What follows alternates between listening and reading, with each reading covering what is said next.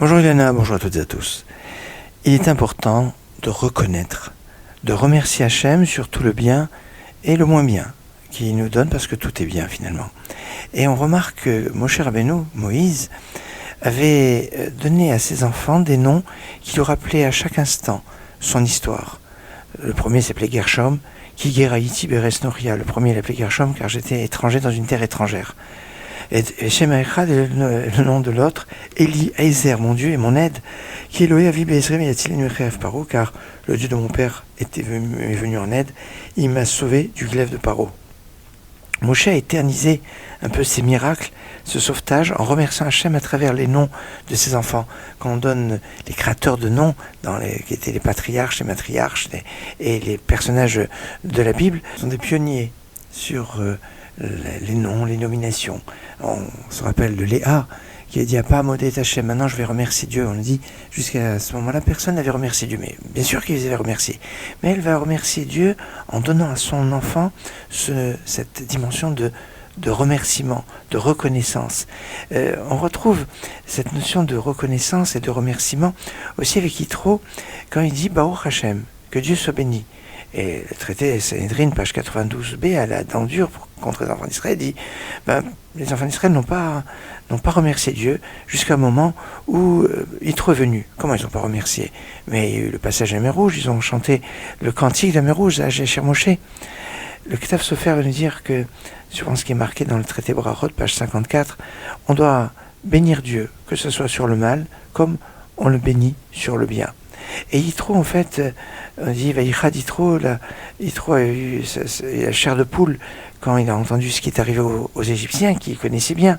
Et Rashi va donc évoquer le fait que les Égyptiens ont été anéantis. Ça fait la peine à Yitro. Et malgré cela, eh bien, il va dire Baruch Hashem, que Dieu soit béni.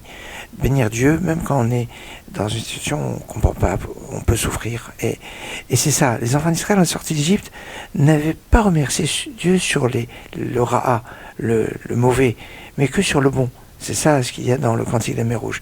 C'est un peu l'esprit que l'on retrouve le soir de Pessah dans l'enseignement de Hillel.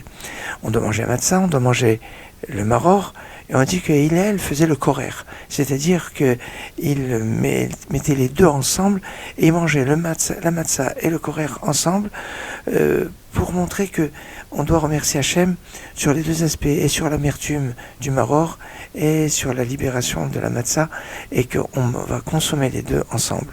Cette notion de reconnaissance et de reconnaissance pour le bien comme pour le moins bien est quelque chose de fondamental. Shabbat Shalom. Shabbat Shalom ou Mevorach, et je vous donne rendez-vous tout à l'heure à 10h30.